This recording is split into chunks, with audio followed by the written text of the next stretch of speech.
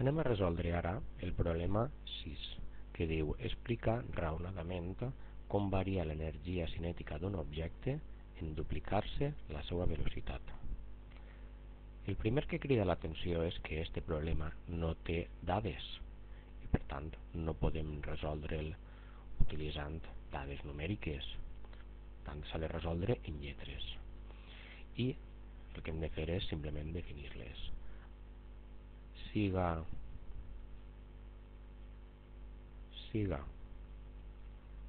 B la velocitat inicial.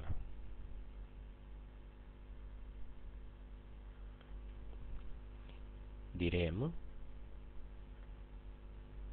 que la velocitat final prima serà 2 voltes la velocitat inicial, perquè diu en duplicar-se la velocitat. Si estem partint de l'expressió de l'energia cinètica, direm que energia cinètica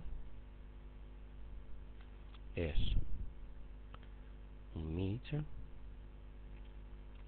de la massa per la velocitat al quadrat.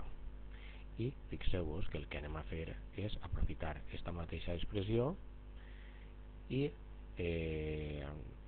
com es tracta de dues situacions semblants, el que farem serà dividir l'energia cinètica inicial, ho dividirem per l'energia cinètica final, de tal manera que fixeu-vos un mig de la massa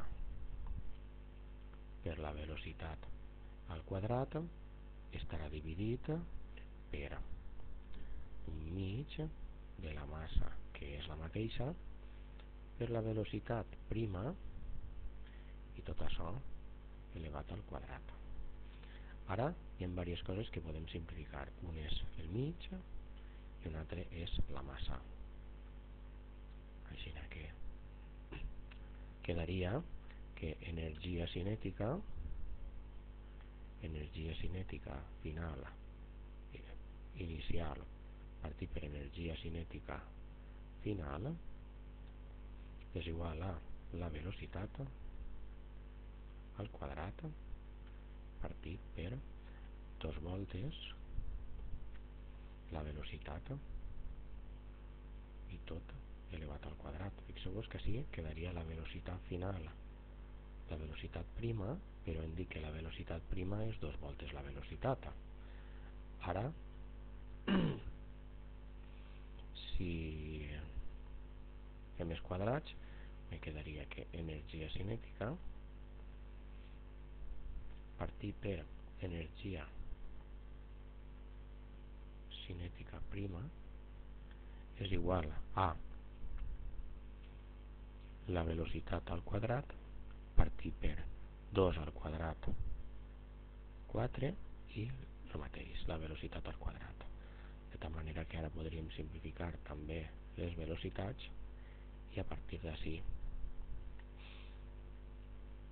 me quedaria que l'energia cinètica final és 4 voltes l'energia cinètica inicial. Fixeu-vos que això pot resumir-se de forma molt senzilla. En duplicar-se la velocitat es quadruplica l'energia cinètica.